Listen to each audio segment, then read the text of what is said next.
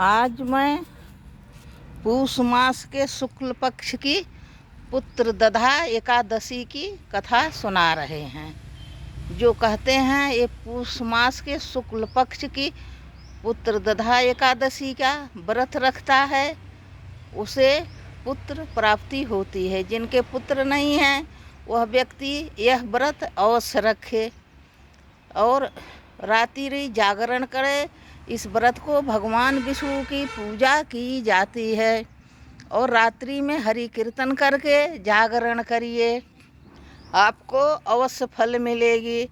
और व्रत के एक दिन पहले से गरिष्ठ चीज़ कोई न खाएं, कुछ मत खाएं। और व्रत के दिन हो सके तो निराहार रहें, नहीं तो फल खा के जल पी के, जिसका रोगी शरीर है तो वह कुछ फल खा के अन्न नहीं खाए।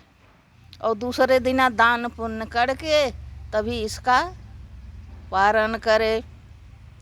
कहते द्वादशी में ही पारण कर लेना चाहिए समय से।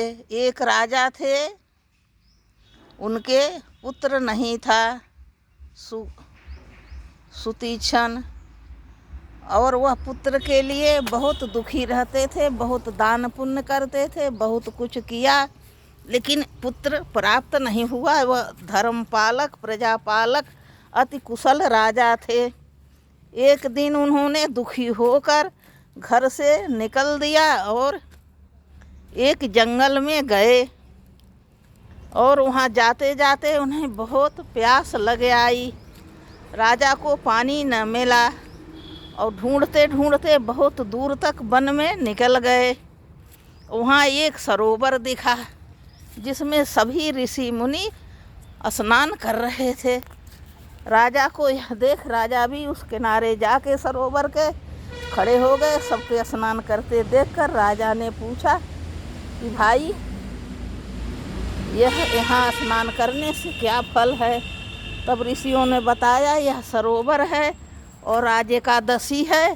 सभी देवता, विष्णु भगवान, कृष्ण, सब लोग स्वर्ग से यहाँ आए हैं और स्नान कर रहे हैं।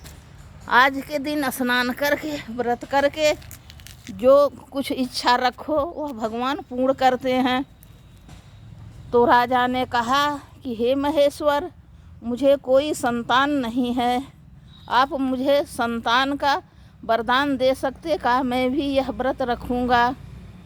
तो ऋषि ने कहा अवश्य। तो राजा ने उस सरोवर में स्नान किया और व्रत रखा और ऋषियों के साथ उनके आश्रम में गए। राति भर का जागरण किया और सवेरे उठ के दान पुण्य करके स्नान करके तब व्रत का पारण किया। इससे राजा के पुत्र प्राप्त हुआ।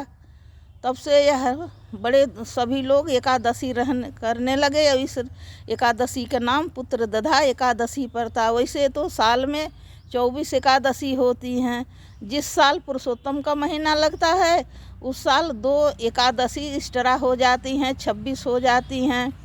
तो एकादशी का व्रत विष्णु भगवान को बहुत प्रिय है। एकादशी मोक्षदायिनी है, सभी को रखना चाहिए और विष्णु भगवान की पूजा करनी चाहिए। ओम जय जगदीशरे की आरती करनी चाहिए सुबह शाम।